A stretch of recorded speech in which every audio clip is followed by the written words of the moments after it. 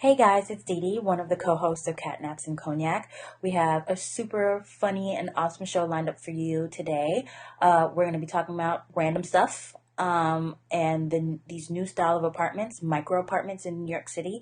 They're apartments ranging from 90 square feet to 375 square feet, super small, super compact, and super expensive. There's some of them running for $2,100 a month. Outrageous, right? We're also going to be talking about the Best Man Holiday drops. It comes out today. We're super excited about it. It's been 14 years since the first one came out. And we're going to be talking about black film. So if you want to hear that and the recipe for the micro Merriment, make sure you stay tuned to episode 46 of Catnaps and Cognac. Hello, everybody. What's up? It is episode 46 of Catnaps and Cognac. What she said. Yes, episode 46. Whoop, whoop, whoop. Thank you for joining us. I am one of your co-hosts, Dee Dee, and this is Ariel. Yay! We haven't said this in a while. Thank you for joining us, and if this is your first time listening, please go back and listen to the other 45 episodes. We got 45 other episodes. Not 45, and you will not be disappointed. You will not be disappointed. That's a lot. Look, if you got something, you got something that you need to do, but you need some distraction, you should listen to us because we provide great entertainment. We do. I think we do. And you always learn something for sure. So go back and check out those other 45 episodes. And don't forget to check us out on the Spreaker Network. We are now on the Spreaker Network. So check us out there. And it's fun over there. Yeah, it is. And it's pretty cool and sleek. So check them out. So how are you? I'm pretty good. Trying to think of anything like special. Yeah. I did. But oh yeah, I went to that TV show yesterday. Oh, how was it? It was good. How was it? It was a show called Duck Quacks Don't Echo. And it's like a fact-based show, which was interesting because that's what we talk about. Right. How cool. So me and Radseed went, and it's a show that it hasn't premiered yet, but it had the comedians Tom Papa, Michael Ian Black, I love him, and Steve something with a Z, like Herzog or something. Like I forgot what his last name was, but it was really, really fun. It was a lot of fun. Learned some cool stuff. And yeah, cool. Really cool. I'm trying to think of the most interesting fact that I heard. Oh, if, let's say we're both singing the same song, our hearts will then become in sync. Really? At the same exact time. Wow. Because apparently, like, when you're singing the same lyrics and everything like that, our breath becomes the same. So yeah. Well, that's cool. I want to sing with everybody now. Look at that. Our hearts were in sync for that jiffy. And if you guys didn't know that, a jiffy is a unit of time. Is it? Yeah, it's 1/100th of a second. Oh. Okay. So that's when they say, in a jiffy. I don't know if you could do, I don't even think you could blink in a jiffy. There's nothing you could do in a jiffy, okay? I don't know what you could do in a jiffy. I'm going to Google it. What can you do in a jiffy? Let's see. You never know what can happen. Google will probably tell us what you can do in a jiffy. You know what? F Jiffy, because all I'm getting is stuff for Jiffy Lube and Jiffy cornbread. Wow. Do you like Jiffy cornbread? I do. Me too. Actually, I made some the other day. Yum. Do you add corn to your cornbread? No. I hate when people do that. So weird. But it's gross. Do add cinnamon and sugar. I like that. I have added, because with my Mexican shrimp and grits, I've added jalapenos to my cornbread, and it's just amazing. I've never had jalapeno cornbread before, but I'm sure it tastes pretty good. So good, so good, so good. Do you make, what do they call that? Hot water pan, whatever cornbread? My mom has made it. Yeah, it's good. It is good. I like it. I love cornbread. Just don't put corn in it. No, that's gross. So weird. I know it's cornbread, but I don't want bits of corn in the cornbread. I think I've had that like one time, and it was like you break it open. It's like you have to really say to yourself, "Is that corn?" Right. And what is this? This is I'm watching my carbs. That's like the only time ever I'll be watching my carbs is when someone passes off some actual corned bread. Right. Cornbread. Right. You know who's got good cornbread? Who? Boston Market. Really? Yes, their cornbread is amazing. So they make it like little muffins? Yeah, well, it's not muffins. They make it like, it looks like a little roll. It's kind of rectangular, shaped like this. It's delicious. You know For what? a chain restaurant, I don't know of any other chain restaurants that make cornbread, actually. Now that I think about it. I'm not sure. But Boston Market's cornbread is amazing. It's like cornbread is just like people's mac and cheese. Mm-hmm. It's like you can't have everybody cornbread. You sure Not can. Everybody can make cornbread. Nope. Not everybody. It's just like if you're using the mix too, like you cannot go wrong with the mix. Come on, the ingredients are on the directions are on the box. Right. I did make my last batch of cornbread with rice milk. And it came out really, really well. It was just a lot lighter, like an actual feel. And right, I can imagine. It held together, but when I first like cut it open, like it crumbled up a little bit. Yeah, that was the only thing. I can imagine because regular milk is a little heavier. So. Yeah, I had to use more than what the recipe says for. But come on, y'all, get your cornbread mix game out. Yeah, for real. Well, speaking of that, and your macaroni and cheese. And your potato salad. That's another one. You can't have everybody potato salad. You sure can. Oh Please let me put peas. I don't like potato salad with peas. Lord. I don't. All the peas and a whole bunch of other stuff. Carrots and... Yo, I remember when I was in like 7th grade or 8th grade. And I remember I was standing at the bus stop with this girl. And I was like, oh, it was a Monday. I was like, oh, how was your weekend? And it was still like, school had just started back. So people were still making, cookout food and stuff. And she was like, oh, my family had a little cookout this weekend. And I was like, oh, what's your favorite cookout food? I was like, I love potato salad. And she's like, my mom makes the best potato salad. I was like, what she put in it? And she was just like, peppers, onion, peas. I was like, what? I went, like, peas? And she was just like, yeah, it tastes so good. I was like, I don't know about that. No, it does not. And that was the first time I ever heard of anyone putting peas in their potato salad. Yeah, people do put Good peas thing in their potato salad. I've never even seen potato salad like that. I don't like it. With the peas, but I'm sure it tastes disgusting. I'm not a fan. It's just there's all those extra things in there. You know what? To me, the perfect potato salad, like my family makes potato salad with peppers. I don't even think it really needs peppers like that. Yeah, we make it with peppers too. But we make Southern style potato salad and we use mustard. Yeah, mustard, eggs. Yeah.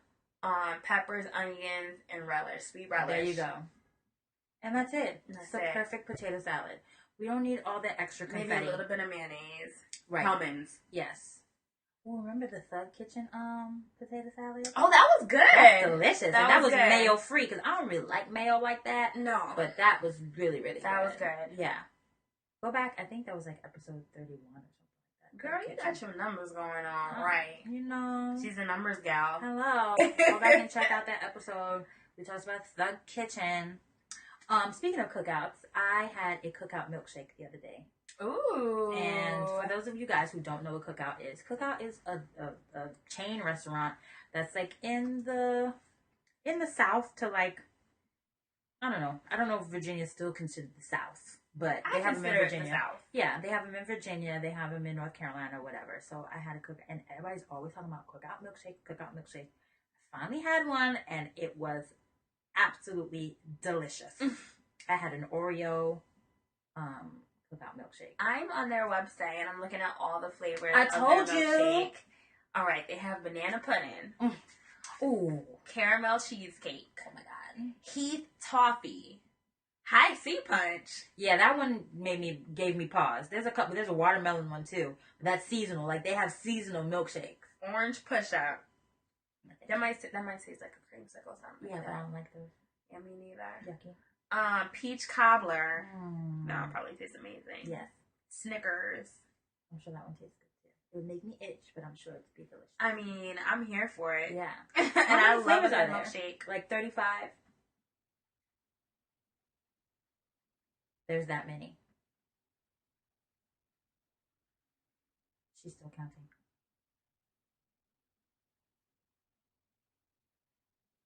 40. My God. 40 different flavors of milkshakes. And they are so good. They're so thick. And the Oreo one that I had, like, it had the crushed up bits. But at the bottom, there was, like real big bits of Oreo cookies. So they always give you a spoon. It was so good. It was delicious. So good. And Reese's cup they have. I want a milkshake now. I love milkshakes. Me too. Thick milkshakes.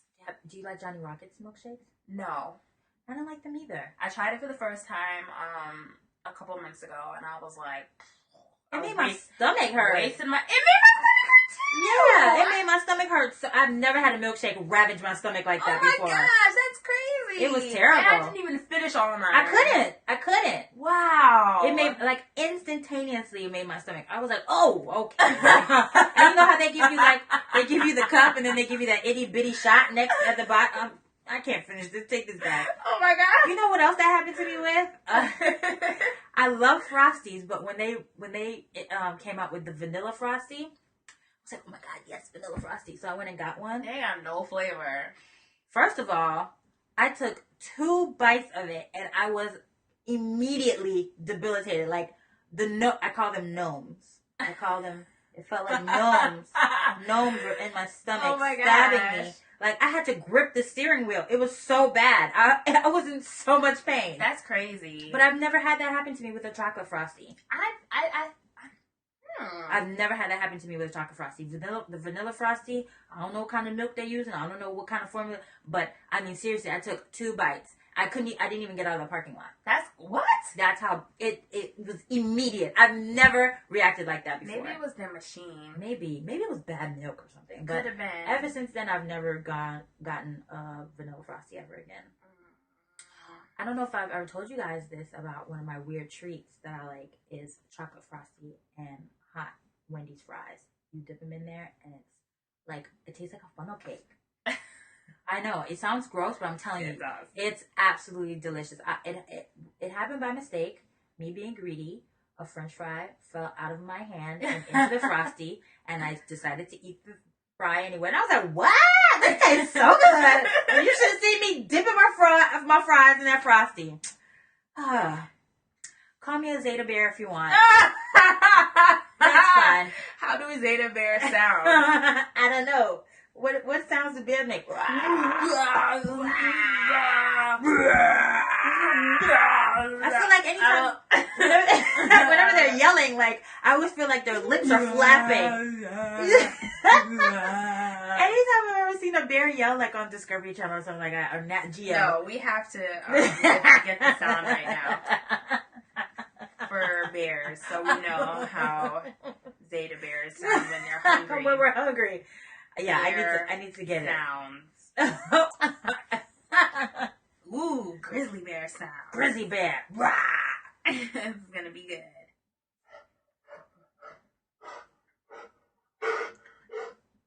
That's scary.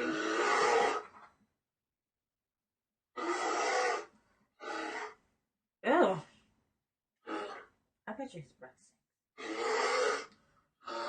Okay. I don't think I'll ever make that sound. sound. I don't want you guys to be called Zeta Bears. I will never, ever make that sound. That's disgusting. That was horrid. That'll probably sound what you sound like when you're in labor. Oh, God!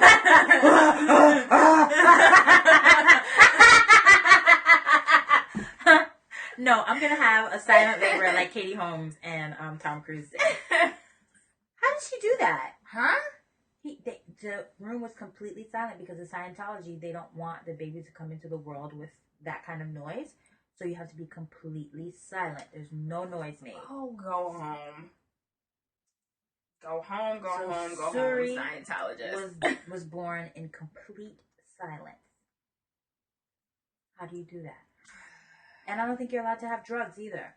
No. So she gave natural birth quiet. Yo, Katie Holmes is a G. I'm going to just say that right now. I'm going to go ahead and give it to her. First of all, she's crazy for even being with Tom Cruise crazy ass. Who knew he was so nuts?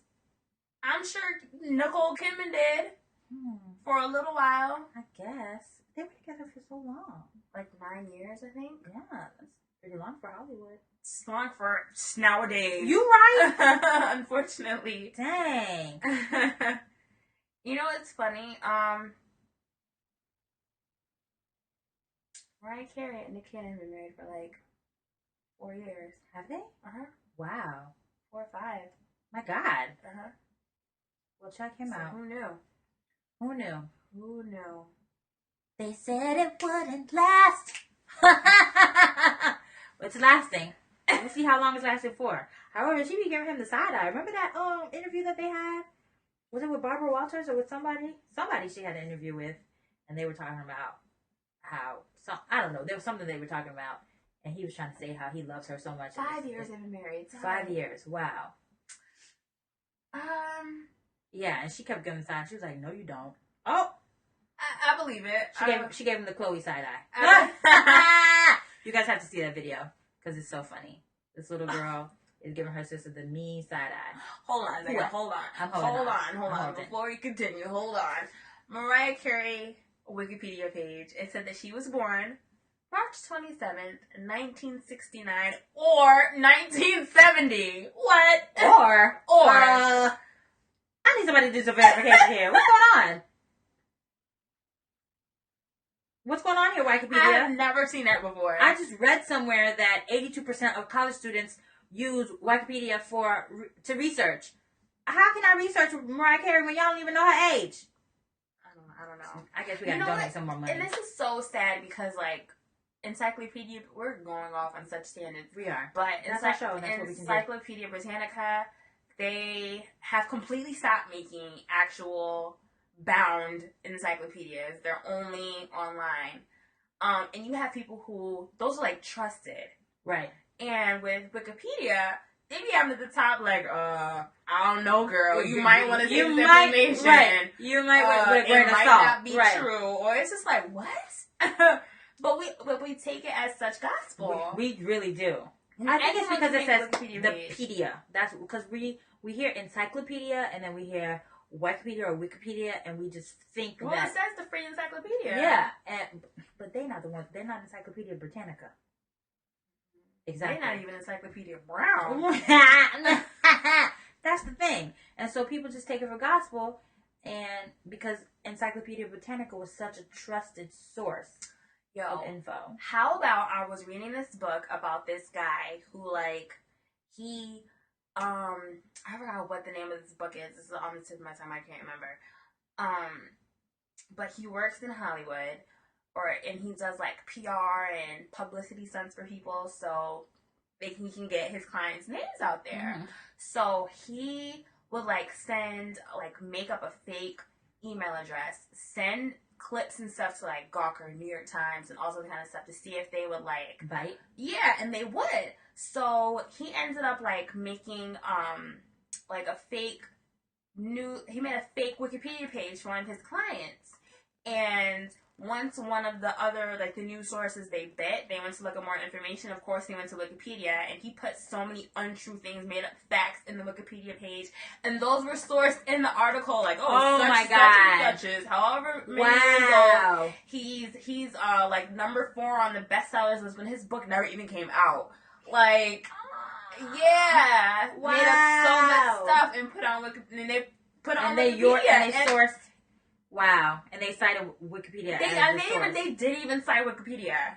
I feel like I see no one source Wikipedia. Wow, crazy, right? That is very crazy. You never know what's true. Dang. Wikipedia, it's so hard. It's like, come on now. I mean, that's because anybody can come and update Wikipedia, can't they? I think so. Yeah, and then they go back and they make sure or whatever, like. They try to verify. Yeah.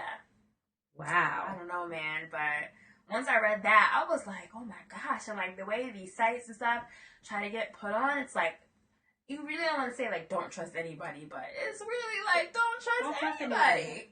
Dang. What is a reliable media source now?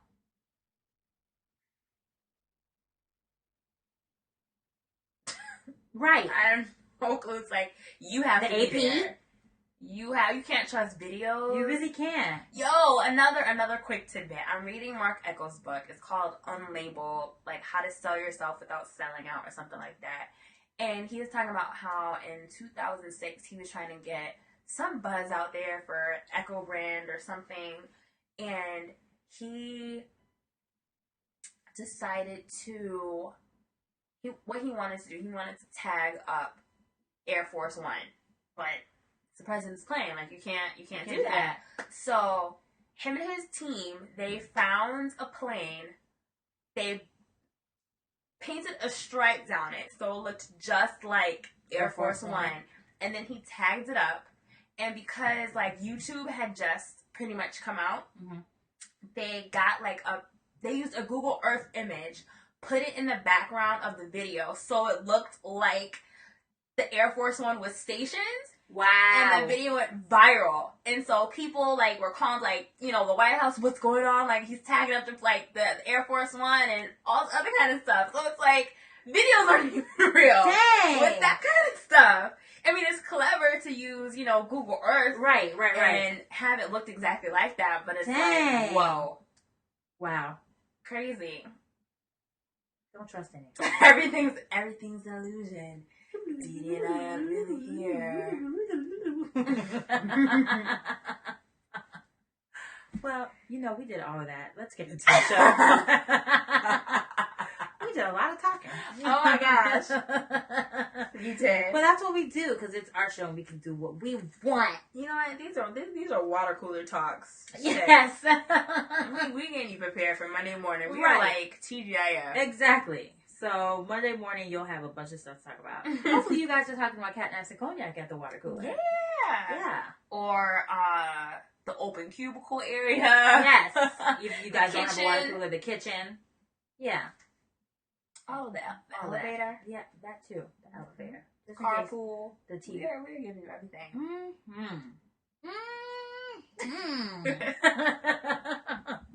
So what are we talking about today? What are we getting into? Okay, so Veterans Day was Monday. It passed, and it was November 11th, which was cool. Yeah. Not like absurd. Yeah. Anyway, right. Something very sweet happened on this day. There was a veteran who he passed away. Oh. And he had no one to attend his funeral. It was said in his obituary. His name is Harold Jellicoe Percival. And it says in his obituary, he died peacefully in Alistair Lodge Nursing Home on October 25th, and he was 99 years old. Aww. He was a single man. He has no close family who can attend his funeral. He served in the ground crew in World War II, and any service personnel who can attend this funeral service would be appreciated. And they said when it was going to be held, it was in Indiana. So someone took a picture of it. The obituary pretty much went viral. People found its way to Twitter, Facebook, and on Reddit. So the funeral was on Veterans Day. How about hundreds of people showed up to his funeral? Yeah, I was like in tears reading this. It's so sweet. And like, look at these pictures. There's so many people. Look at that. No. It's sweet because, this is sweet. There's still some good people out here in the world. There's still good people out here in the world, and sometimes it's like you don't really think about, okay, I'm trying to get my thoughts together.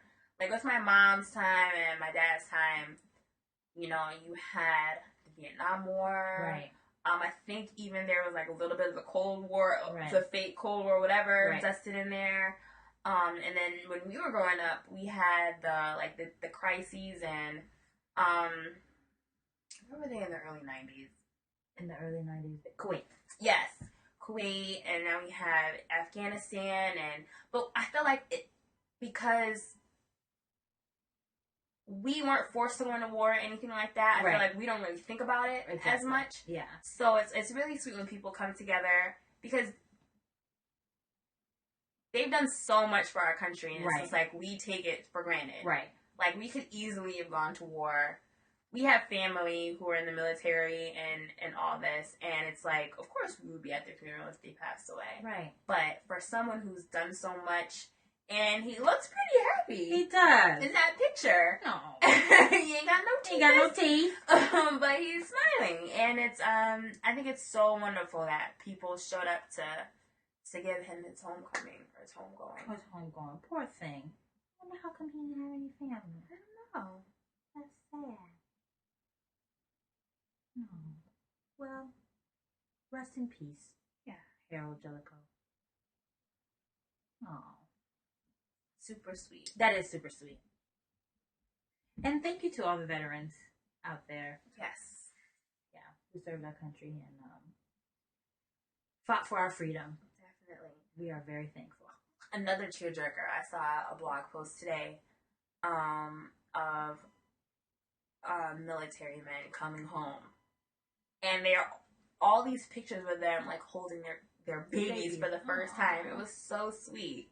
I didn't cry at that one though. This one I cried at. I was at work sharing this article, and I was like, listen, and I was like, I think I'm gonna cry. And the next thing you know, I was crying at my desk, and then someone was just like, can I tell you something? And I was like, in a minute. Not right now. Not right now. And she was like, okay, just let me know when you're done. I'm wiping away these tears, and I'm like, what is going on with me? And I'm like looking around, like, what is going on? Why am I crying? It was like instantly, like as soon as I like saw the pictures, it was like, oh, this is really so sweet. No. But yeah. Well, shout out to you, America. No, because sometimes America really does let me down, but then you see things like this, you know, and it's like people really do care and they still do have a heart. And they sent him home, you know, properly. What a good story. You don't have to know someone to love them. Right. That was a good, feel-good story. I love feel-good stories. I do. But let's move on to something that may not make you feel so good. It actually might make you feel really cramped and uncomfortable. Ooh, that's what she said. Oh my God. Oh no.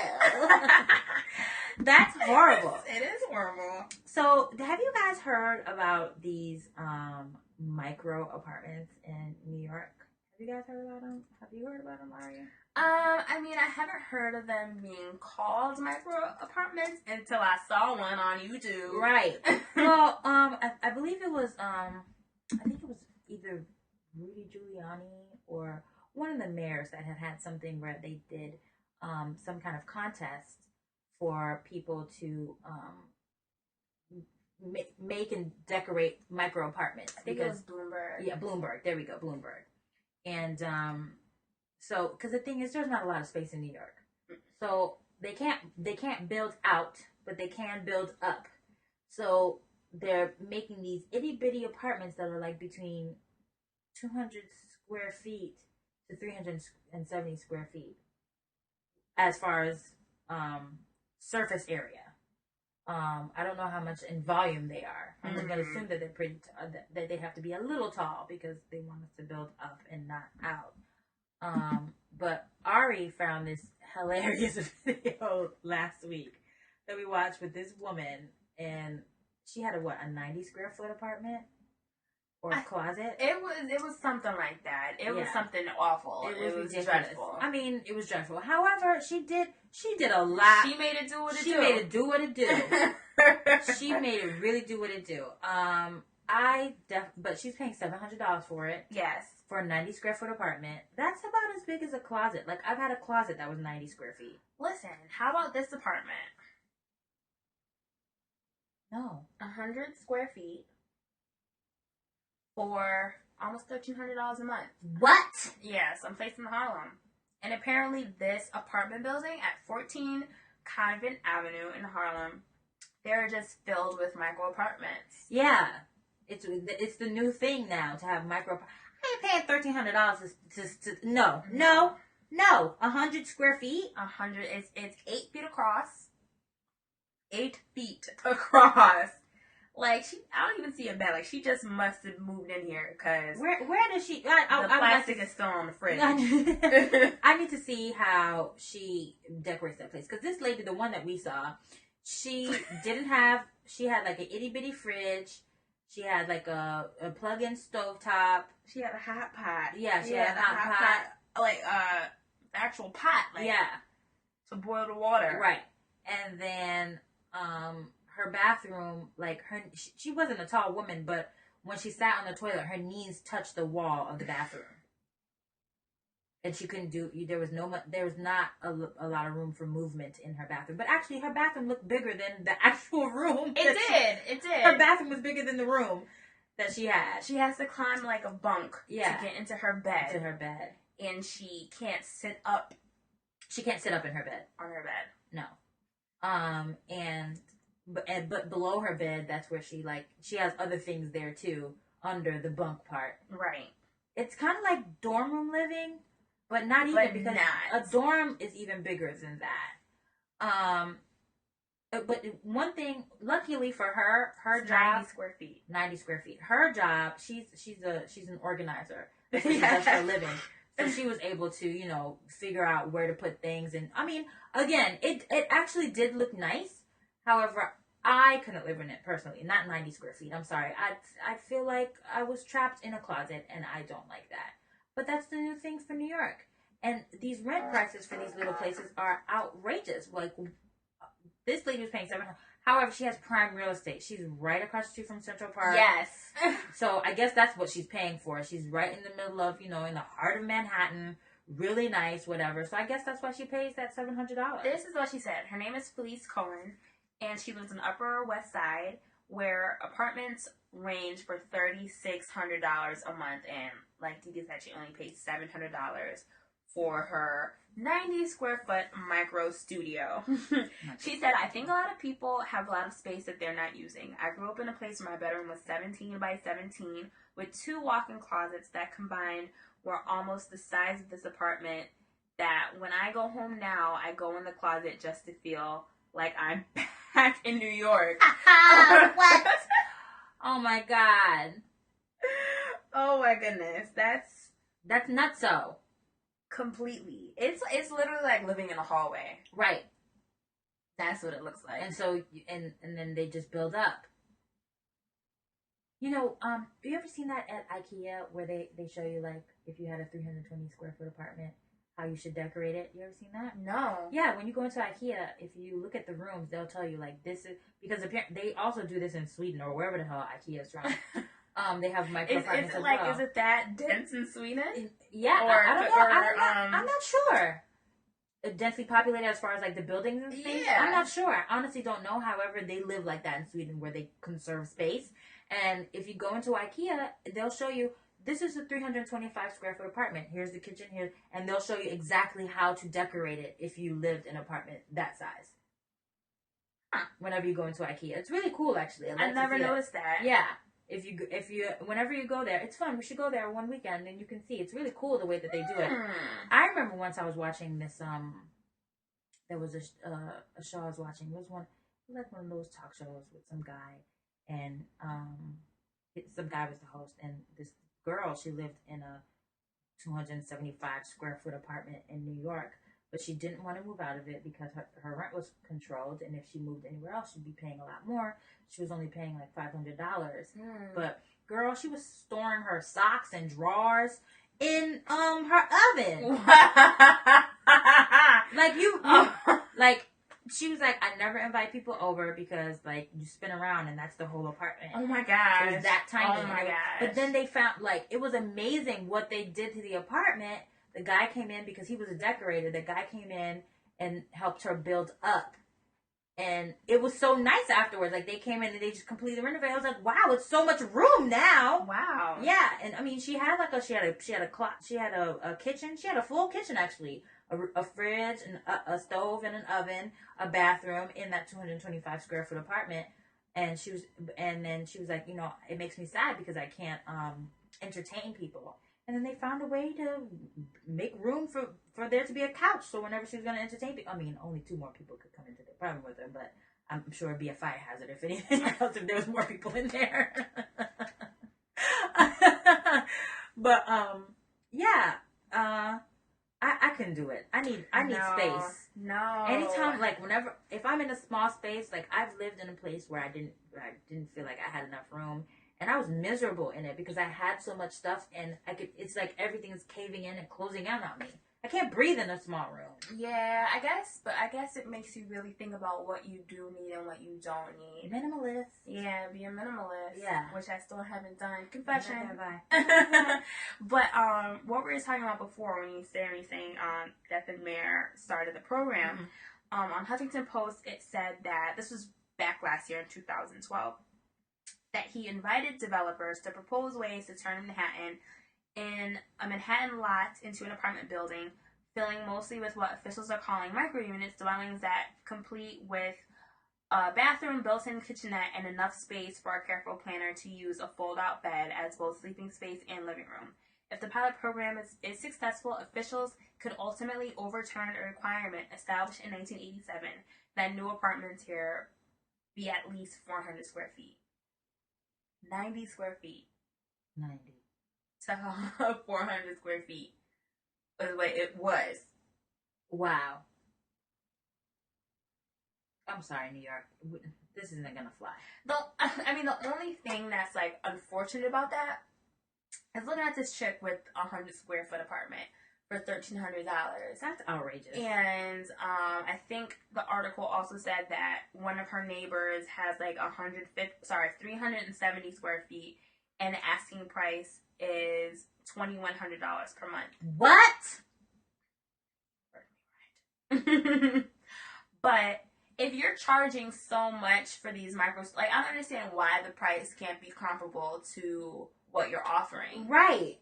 Like, because you could find a $2,100 apartment in New York and it'd be big. This is like some real slumlord shit. In my mind. Like, yeah, like that's not cool. Not cool at all. Because you could find, in Manhattan, you could find a decent-sized apartment for $2,100. However, that is steep to me. But why would I pay, and you could get at least 600 square feet. It would be a studio for 600 square feet. But however, it's still 600 square feet. Why am I paying $2,100 to stay in a 300, like half that? Why? Why would I do that? Because you had to find apartments when you moved here. Exactly.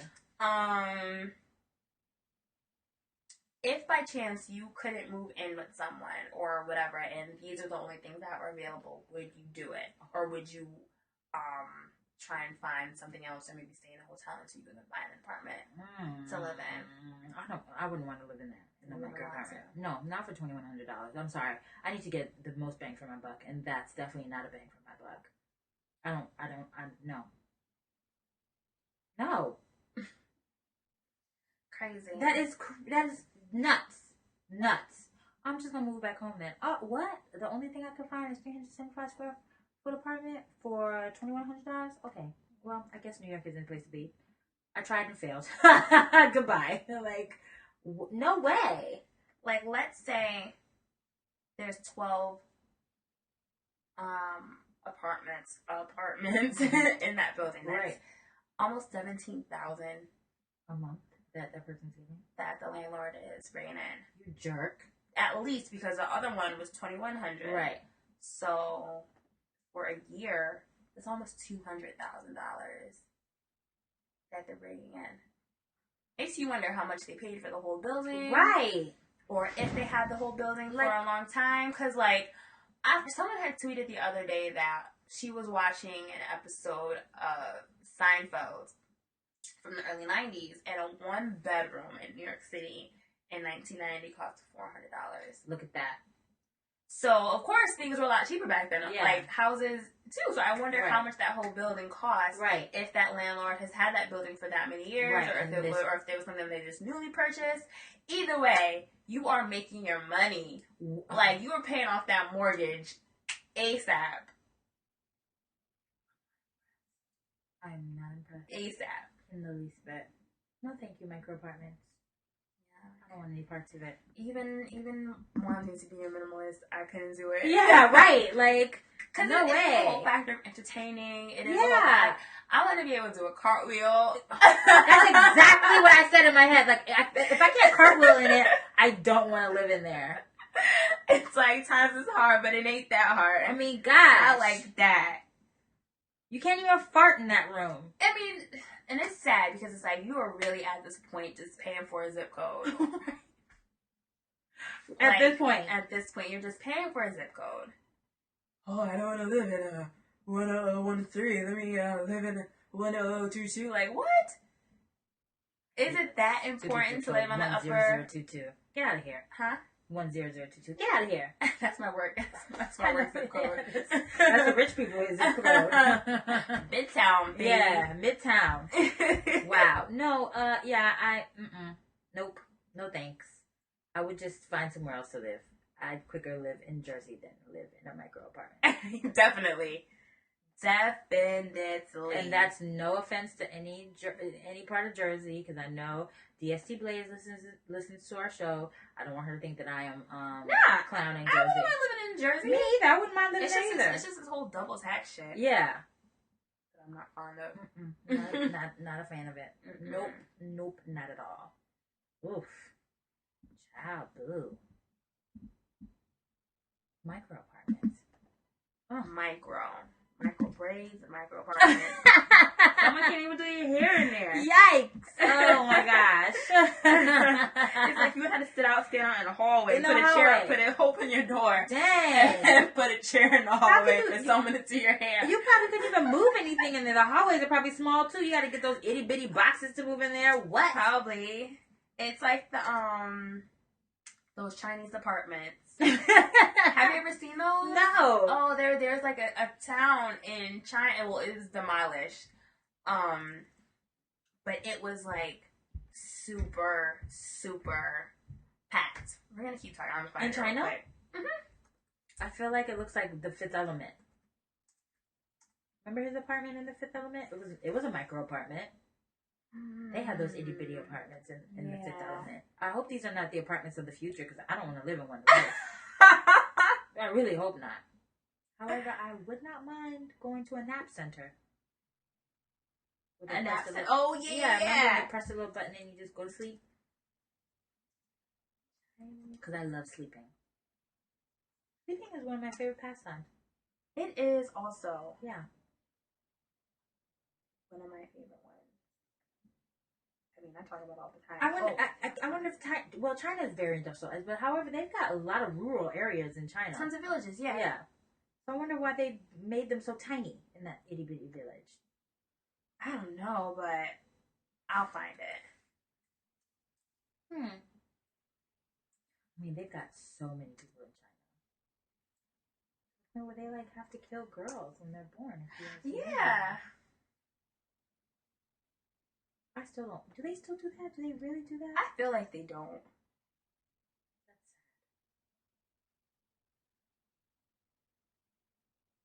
That's sad. What do you guys think about the micro apartment? Yeah, would you guys live in a micro apartment? Yeah. I'm curious to know if you guys would ever live in one of those. And what part of Harlem is it for it to be $2,100? Yo, I was talking to one of my coworkers about it, and she was just like, "That's not even a great neighborhood." Like, she's like, "It's nothing special, right? For the rent to be that high." You know what? That's what the homeboy was saying. The rent is too damn high. I feel like Harlem is totally overrated. Do you think so? Yes, I really do think so. And you know what? It's funny because like. Harlem is Manhattan. It's just a neighborhood of Manhattan. But sometimes when I think about like, oh, we have Brooklyn and it's like, oh, there's, nice areas in Bed-Stuy, like nice areas in, or blocks or whatever in Park Slope or whatever. And sometimes I wonder like, oh, I wonder what the nice neighborhoods are in Harlem. But it's like, it's just all, to me, one giant neighborhood. Right. So it's like, I don't know how to think about Harlem. It's like hard for me to really, maybe because I compare it to Brooklyn. So it's kind of like hard for me to like think about it. But yeah, I would say it's overrated. I don't see what the big deal is. I don't see what it is either. That's okay. I won't go there. I'm not black enough to live there anyway.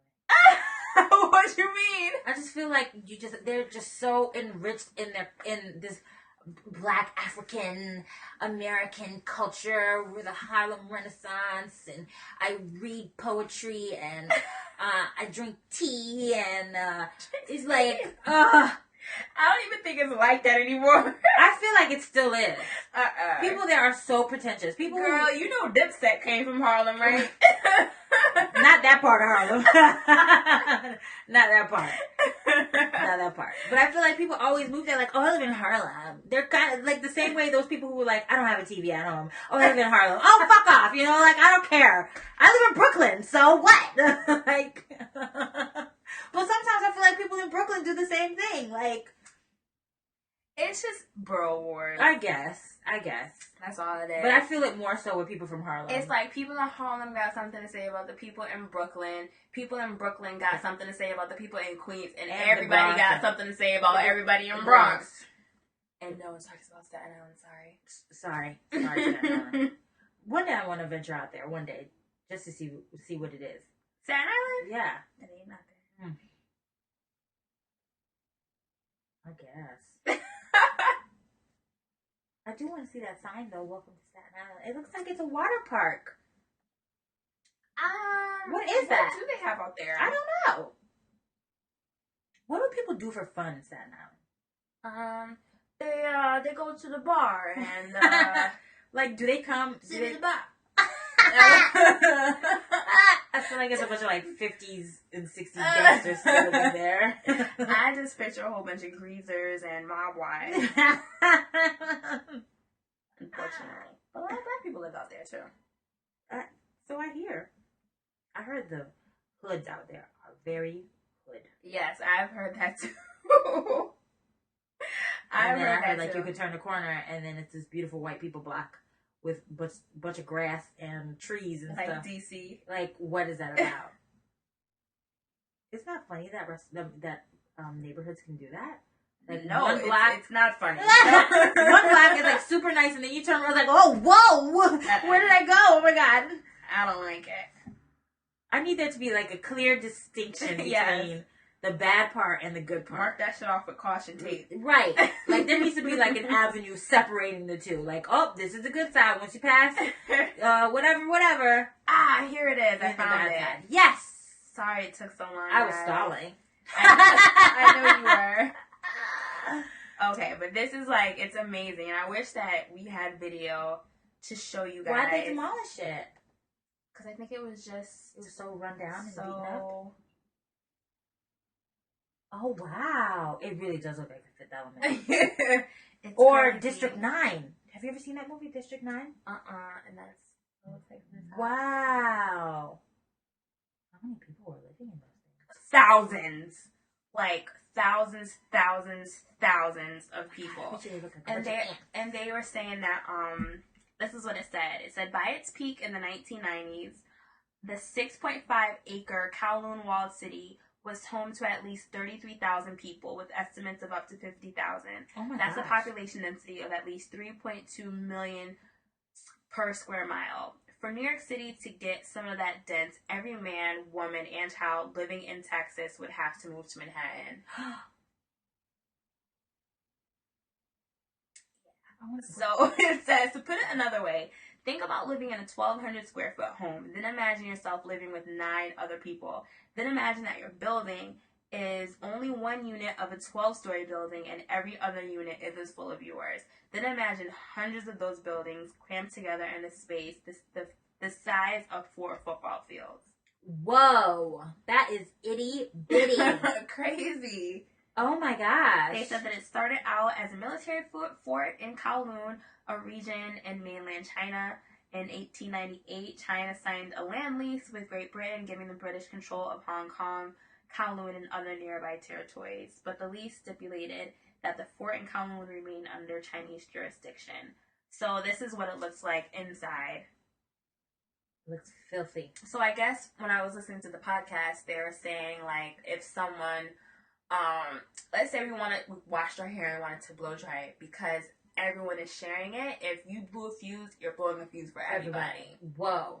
So no, for real though, it really does look like Fifth Element or District 9. Look at all the trash. Yes, it's disgusting. It's gross. It's filthy. So were these poor people that were living there? Mm-hmm. Oh, it's gross. Look at all that trash. It's filthy. It's disgusting. And they have everything there. Like, you have stores and it looks like... And restaurants. Yeah. And now it's all gone? Mm-hmm. They demolished it? So where did the 30,000 people go? I have no clue. Wow. Didn't get that far.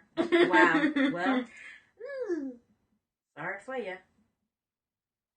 So I guess it's just something to think about. I don't know. No, thank you. I like a lot of room. Thanks. I don't want to live in an itty bitty ass, tiny ass apartment. No, thank you. But, whew, you know something that I do want some of? What? This Best Man holiday. Yes. Oh my gosh. The sequel to The Best Man is finally here. After how many years? 14. 14 years. 14 long years. 14 very long years, because that was a really good movie. You know what? That was the time when a lot of great black movies were coming out. Yes. That was a good time for black movies. And so they got everybody from the original cast to be in it, and which is great, because, I mean, it's, considering the fact that it's a 14-year gap, people may have decided, I don't want to do this. Right. However, I may have shit to do. Right.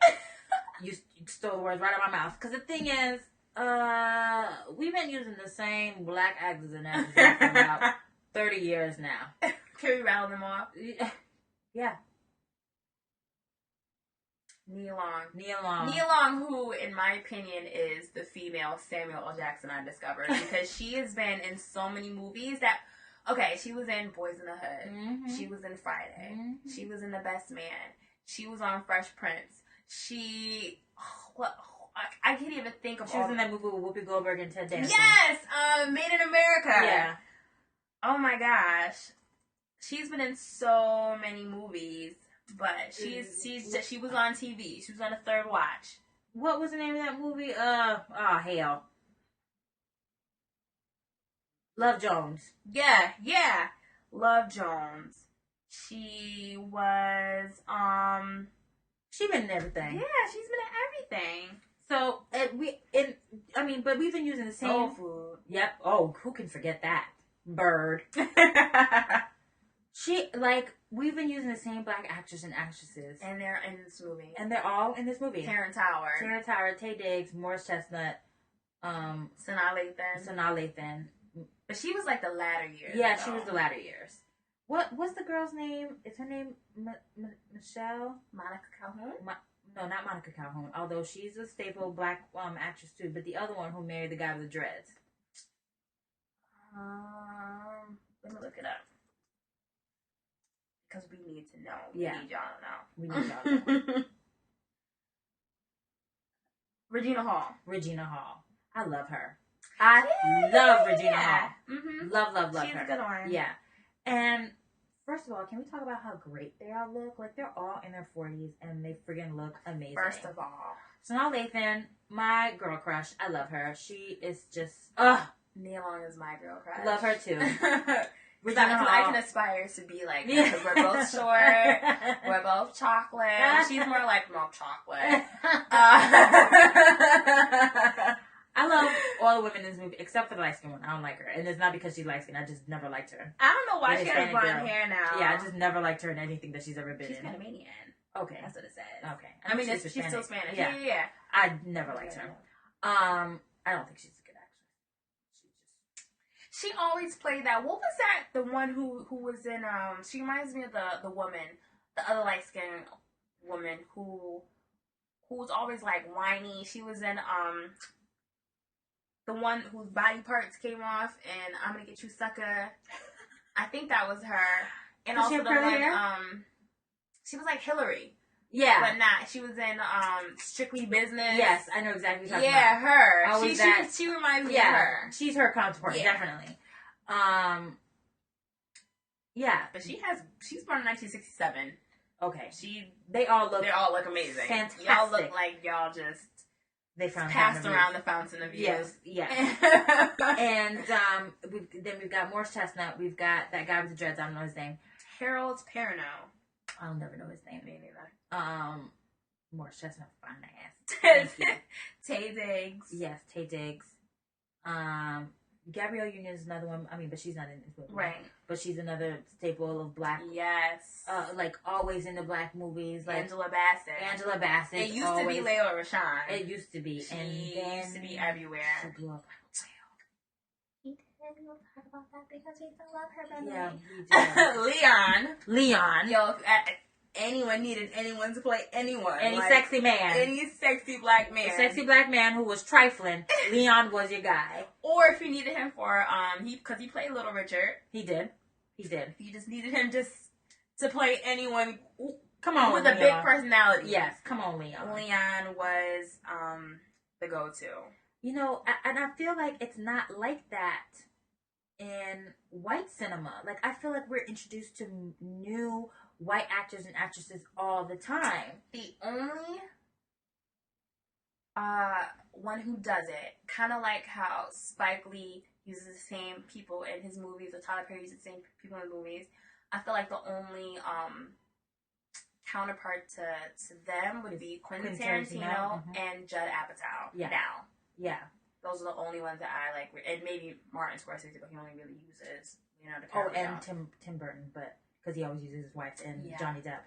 Yeah. He loves his wife and he loves Johnny Depp. Every Tim Burton movie has those two people and in Helena there. Bonham Carter. Yeah.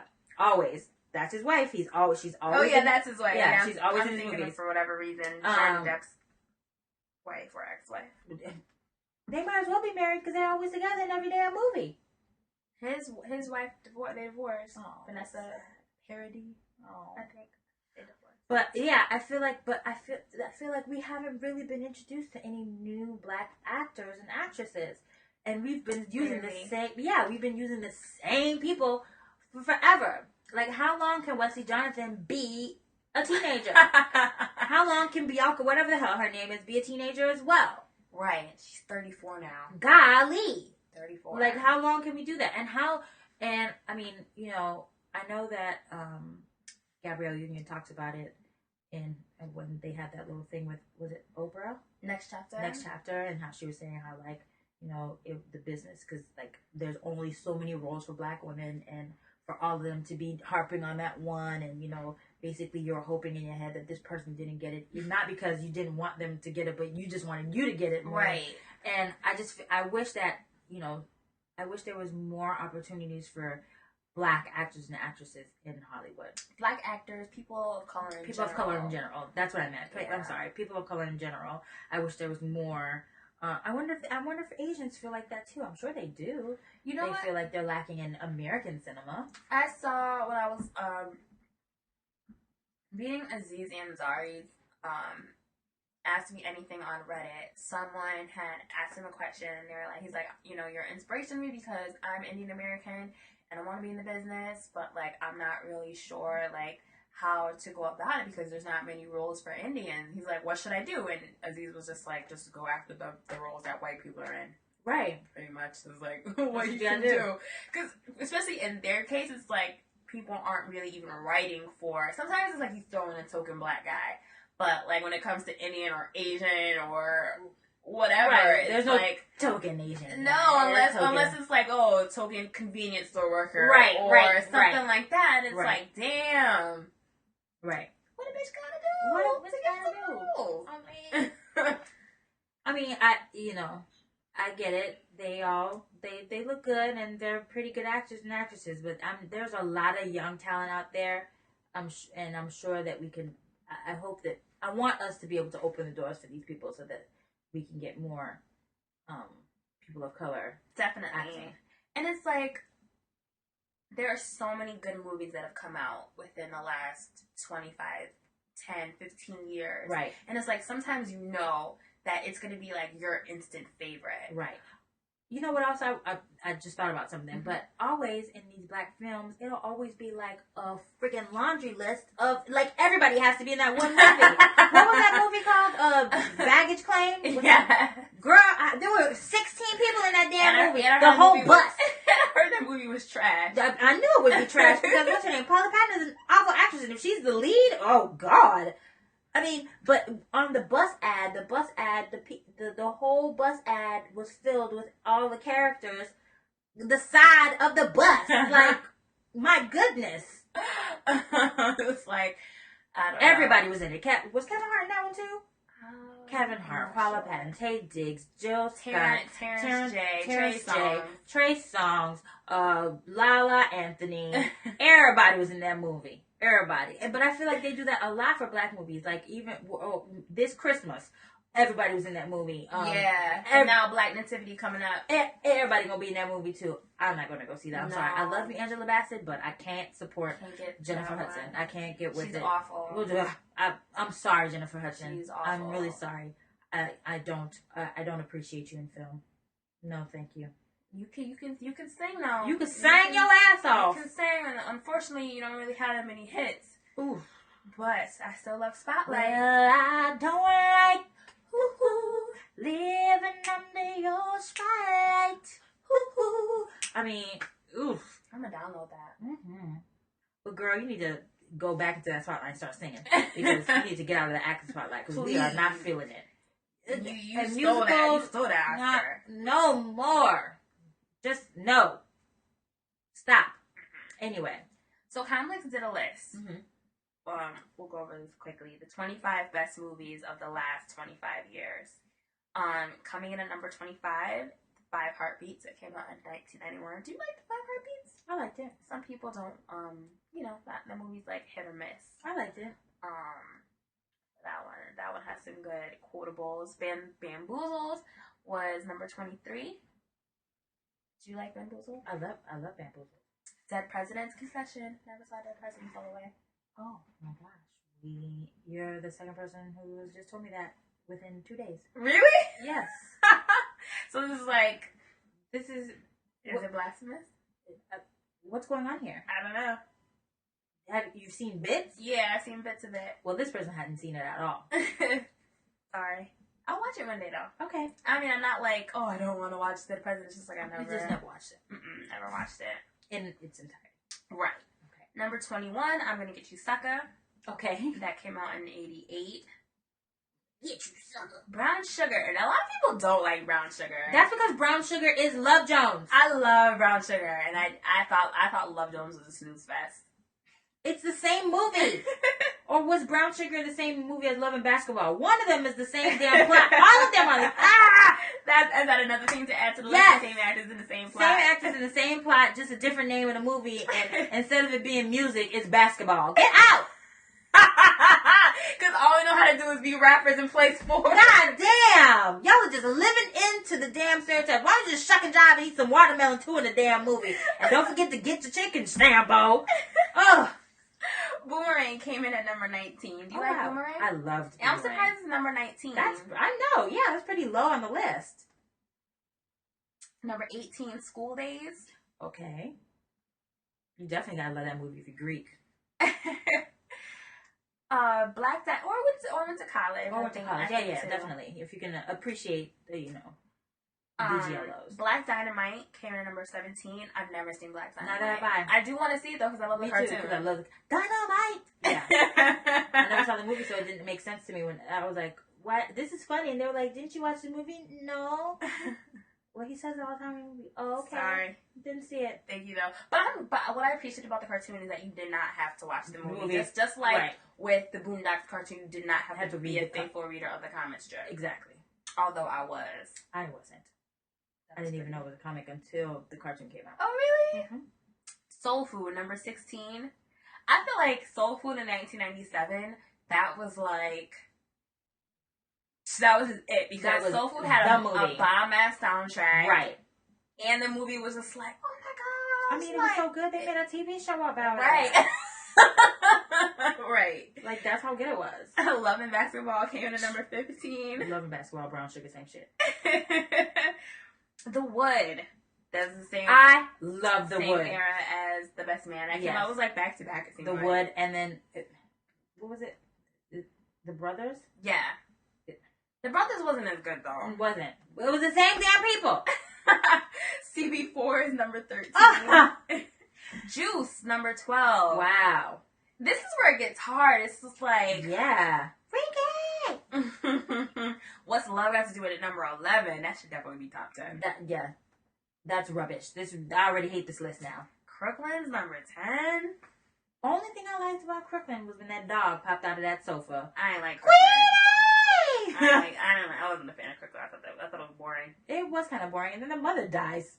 Sorry if you haven't seen it. I mean, the movie is 30 years old. Right. Like, number 9, New Jack City. One of the classics. That is a classic. However, I've never watched it as an adult, so I think I need to rewatch it again to really appreciate it. I think you really, really have to. Yeah. It definitely, I mean, came out when I was 6. What year? 91. Yeah. So I watched it maybe like 95 or something like that. So yeah. No, I definitely need to watch it again. It's quotables for days. You know what? That's what really makes a movie now. It's just definitely. Like, it's the quotables. Yes. Same thing with like TV shows. Yeah. That's why Martin is like amazing. Exactly. Love Jones is number 8. Love Jones, Brown Sugar, all of them. House Party number 7. House Party is one of my favorite movies. House Party number 7? I know. What? I didn't even know they had that many. No. House Party came in number 7 I was about to say, what? Lost in translation. Totally. I was like, what?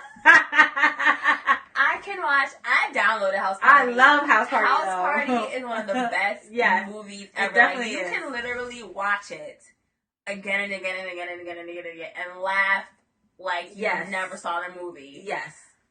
I love House Party. I think one of the best things, I mean, it was like the perfect movie put together. Like, all the elements were great, but I really love Robin Harris in that movie. Loved him in that movie.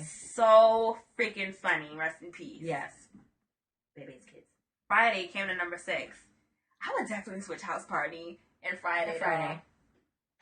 I love Friday. Me too. Boys in the Hood, number 5. That's where Ricky died. Yeah. Ooh. Men's Society, number 4. I love Men's Society, though. And I think I do like Men's Society more than Boys in the Hood. I definitely did. His fine ass Kane. I know that's right. Better take care of that body. Malcolm X at number 3. Who do you think is gonna be number 1?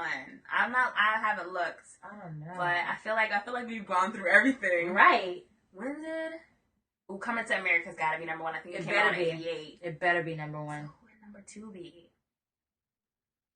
You already said Boomerang? Is that Boomerang? Ooh, I don't know. But we know Coming to America is number 1. No, it's number 2! Do the right thing. Okay, we haven't gotten that far. I still haven't clicked on number 1. Okay. But Coming to America, yes. Do the right thing is number 1! All right. Yes. Okay. All right.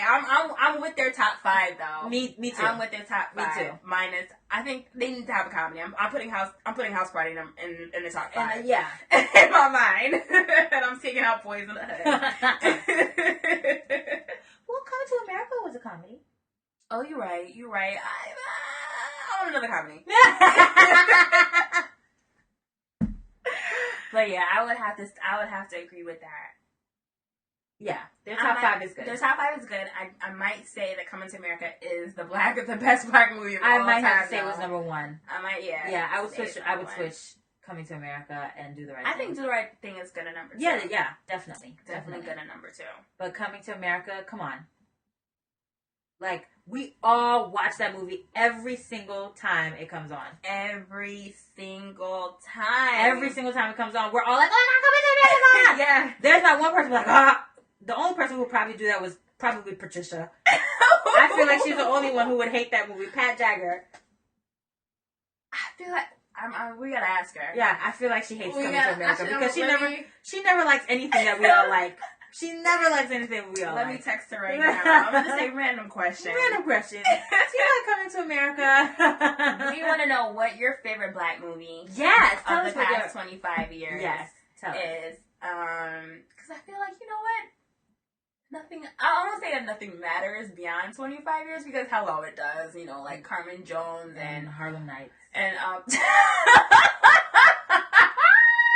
what? Why you laughing?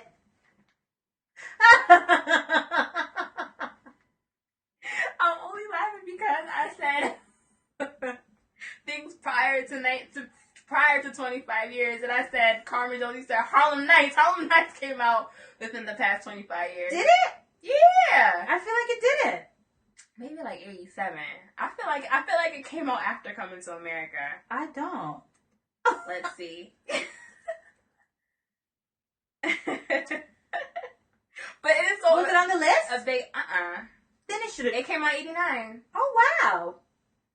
Everyone, But how many years ago was that? So that's more than 25 years, isn't it? No, because just right there was like 20, 22. Oh, okay. Wait. 89, 99, That's 24. Okay. Yeah, you right. But I'm saying like things like Imitation of Life or whatever. Like we needed those movies. You're right. But I mean, I'm not like I would have popped in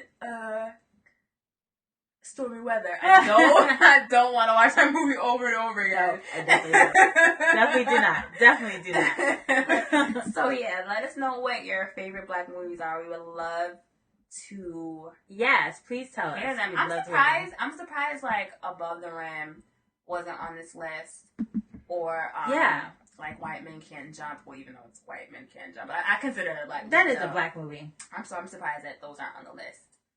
But yeah, let us know. Yeah, tweet us your responses at Catnaps, the letter N, Cognac.